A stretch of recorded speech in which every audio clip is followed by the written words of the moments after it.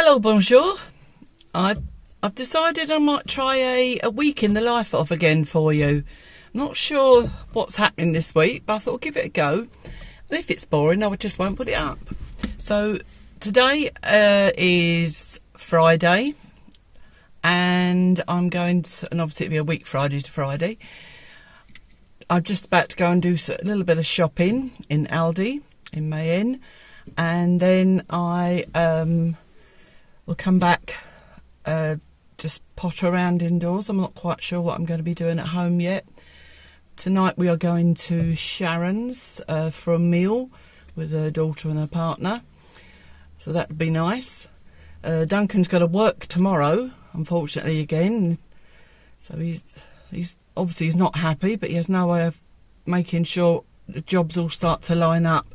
I don't know if you understand, but when you're an electrician, you're sometimes waiting for builders, plumbers, all of that, just to get their bits done so you can get in and do what you've got to do.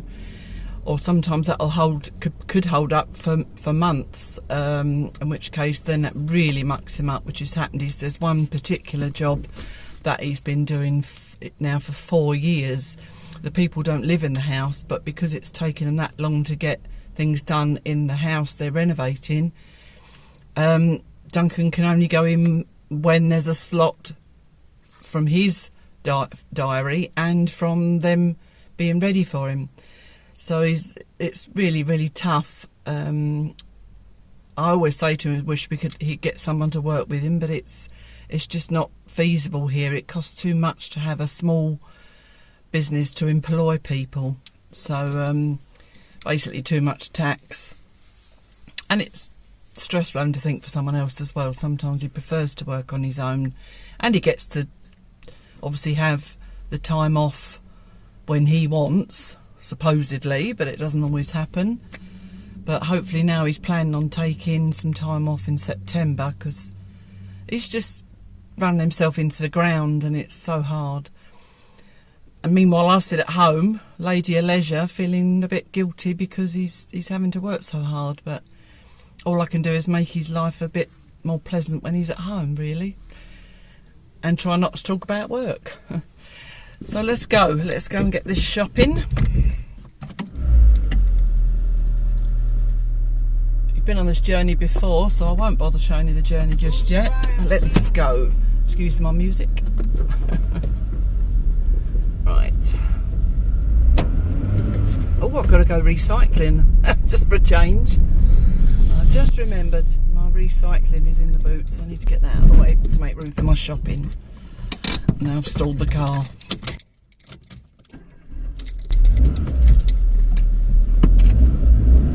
There we go.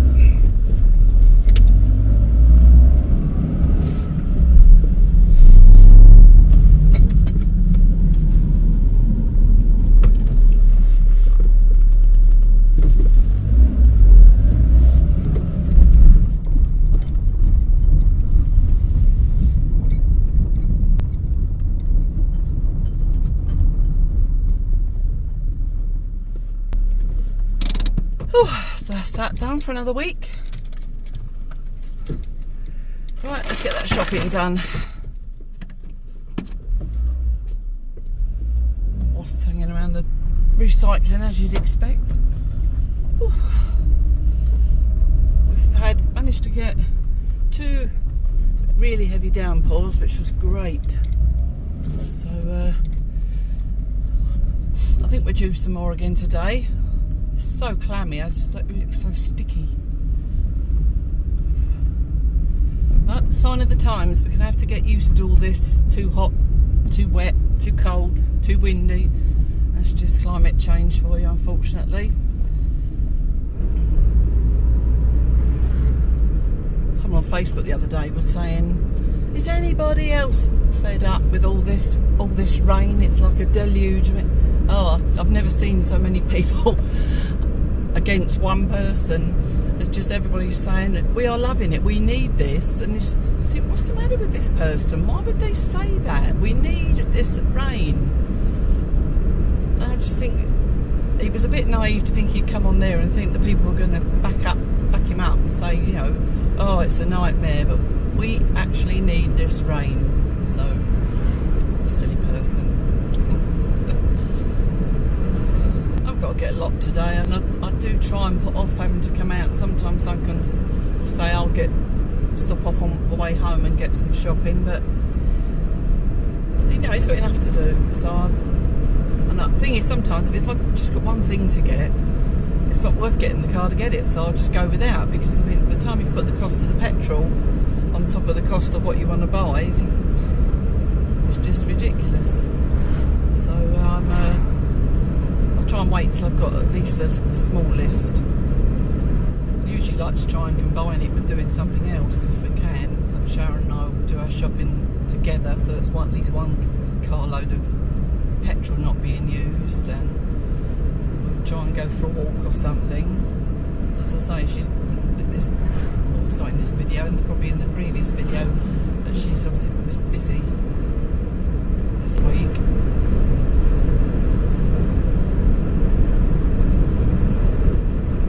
I've been sewing this week. I've been managed to do some repairs. This top I got on, my daughter gave me this, and it was a little bit big around the bust, so I took that in, and it just fits just nicely now. And what else did I do? Oh, and I've just made, or just about to finish, a cardigan from a pack I got free with the magazine, from a blanket or throw that I'd bought in IKEA a few years back. So I'm hoping that's going to be okay. It's not too heavy, I mean it should still okay, but it's got a fringe on the edge, on the two ends, and I've incorporated that so that the cardigan's sort of got a little fringe. If I get it finished, I'll slot a photo in and show you.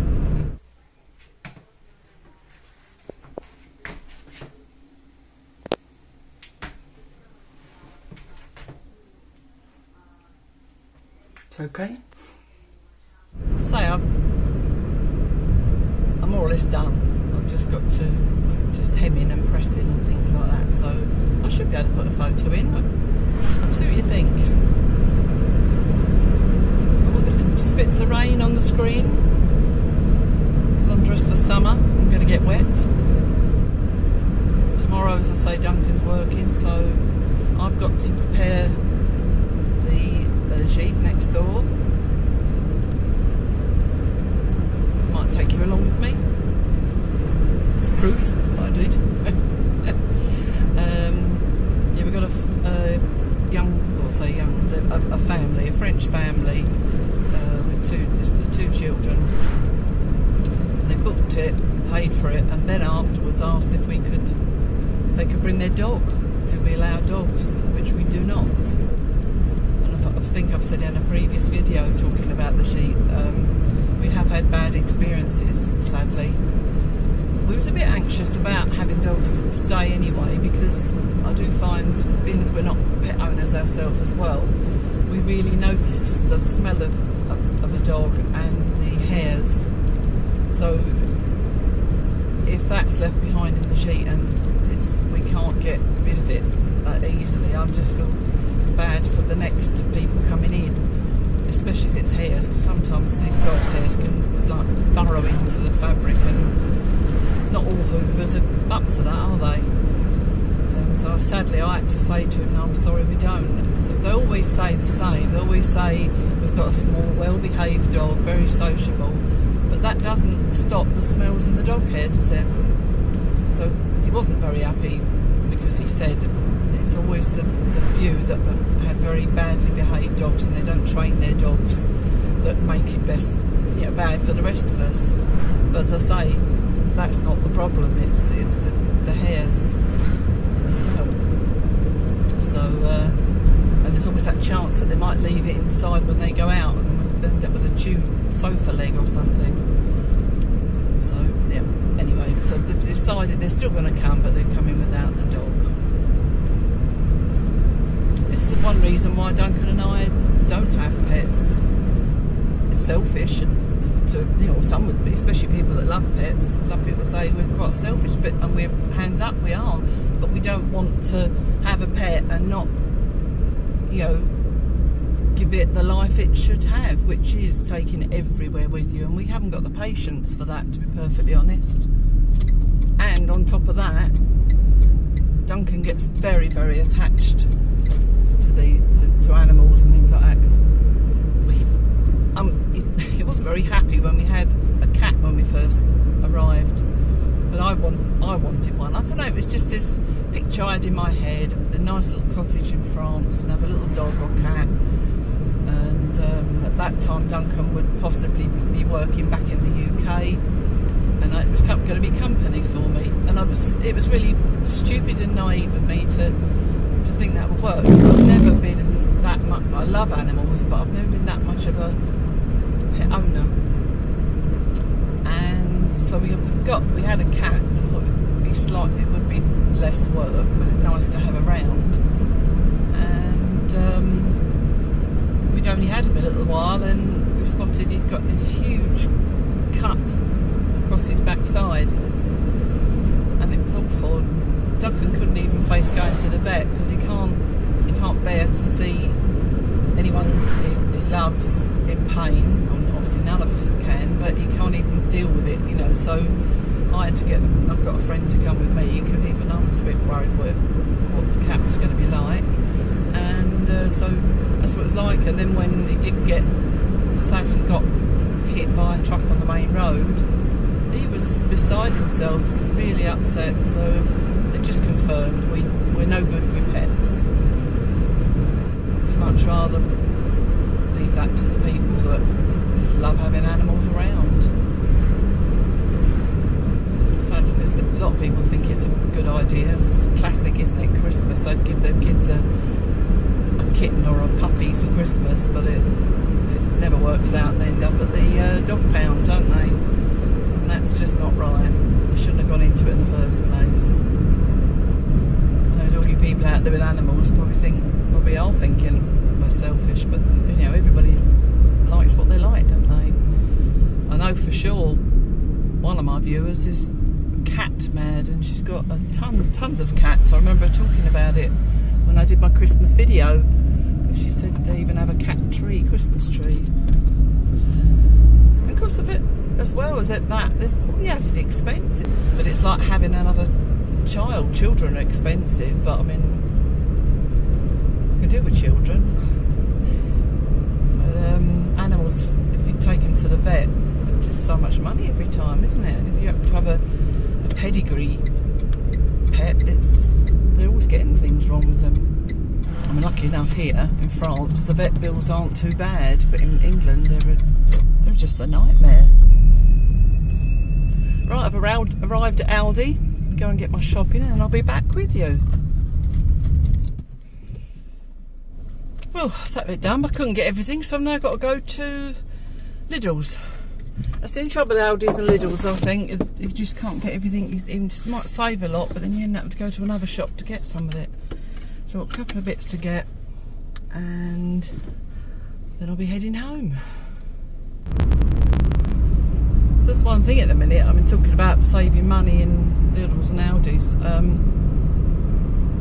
It's just really difficult. I think it's the same the world over at the moment. I know for sure in France and England that prices have just gone up ridiculously, and it's just getting harder and harder for people. I mean, when it's just two of us, you know, we notice it. So Lord knows what it's like for families. I mean, I just feel so sorry for my children and how much it costs now. And this is why people end up eating rubbish, because they can sometimes get rubbish cheaper than they can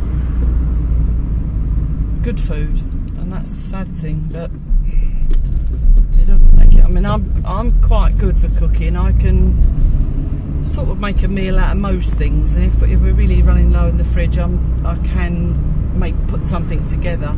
But for people that, especially in the generation after me, and maybe even after that, I'm not sure, but I think as soon as they took teaching cooking out of school, there's just generations that just don't know how to cook, and I think it's really sad. It's the same with say with cooking, sewing, all the practical things that we were taught at school that they just don't seem to have anymore. And I must admit, I mean, I didn't do a lot of cooking with my children, but I know at least two of them really enjoy to cook, but they don't always have the time, especially my son because of work. But it's really hard to get them all to eat sensibly, and I know a lot of the time they're having to eat rubbish because they can't buy the good stuff, as it were.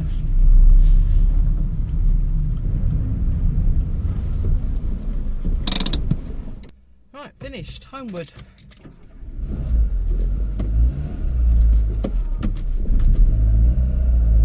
It's one thing I like with Lidl's, they've got some nice bread that you can actually put in the slicing machine yourself, and then that's a lot easier than trying to cut it straight at home, isn't it? Whew, it's so warm. It's definitely going to be stormy, I think. Would have been my mum's 88th birthday yesterday. Bless her. She's up there somewhere with my dad, having a Bacardi and Coke. That's what she used to be her tipple. It's strange that when you lose someone, especially as close as your mum and dad, you get on with your life, and then all of a sudden they come into your mind, and especially on things like birthdays.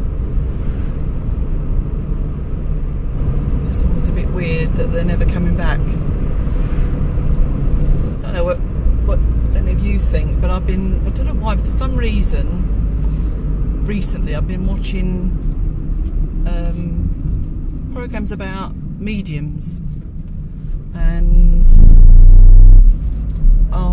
they talk about afterlife and reincarnation, all this sort of stuff, and it's obviously doing that because I'm doing it on YouTube think, oh, we're sending all of this now, and so I've had constant emails now. There's one thing called Weird World, and I've been fascinated watching that, and they're talking about children that are reincarnated, and things that they're saying is just too factual, and things that children wouldn't know, that for it not to be true.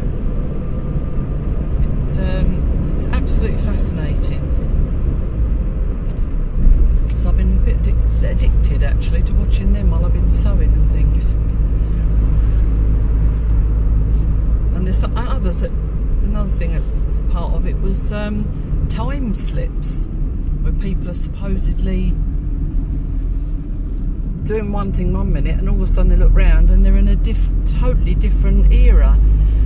Like, there was one man who just turned the corner, and then all of a sudden he noticed how quiet the street was, like no cars and things around, and the shops and everything basically he'd gone back to the 1920s or something, and it was all this sort within a few seconds really, but it's enough to stick with them, and I love it. I love all things like that, and films and things that are all supernatural and all this sort of stuff.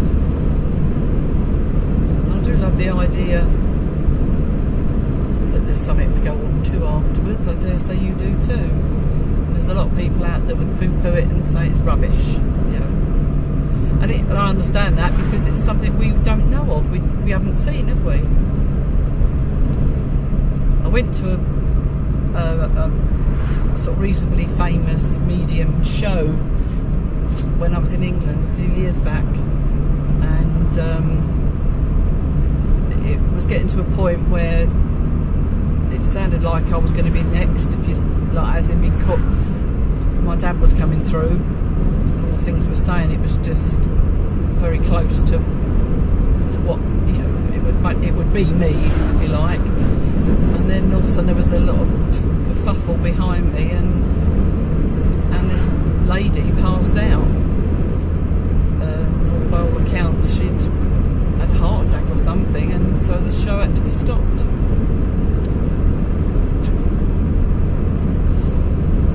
Selfish woman.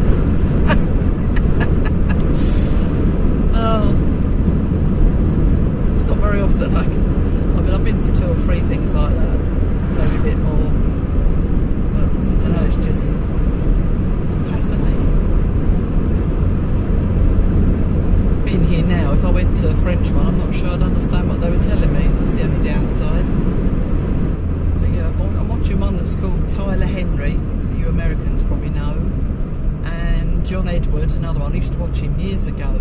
So I started really getting into all of that when I used to watch a lady called Doris Stokes in the UK, and then I read some of her books, and well, had me gripped, to put it that way. I just love it. I've read a few others, and I can't even remember.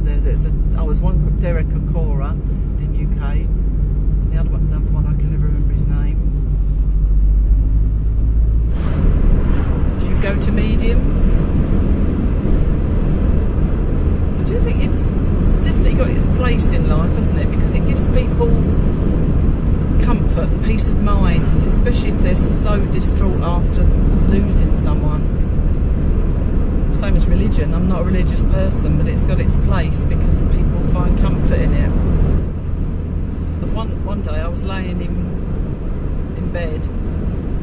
It was in the morning, so I haven't been awake too long. I remember laying there, and I suddenly had this sensation of someone laying behind me and hugging me, and for some reason I knew it was my nan, and I've never had anything like that since, but it's stuck with me. You know, I can still feel that feeling. It's a nice thought that there's more, isn't there, that we could go on and know that it would make it also less depressing and scary if we thought, it's okay, we're going on somewhere else. Sorry, I'm not getting depressing, I'm just fascinated. What time is it now? 20 to 12, not even near lunchtime for me yet. So I should be having a cup of tea after I put the shopping away, of course. I'll be avocado salad again. I'm really still enjoying my salads. I mean, I'm 8 months down the line doing this diet, and my lunchtime salad, I really enjoy it. But I'll leave it there. Pick up with you later if anything else, if there's anything else I can share with you. Otherwise I shall pick up again tomorrow.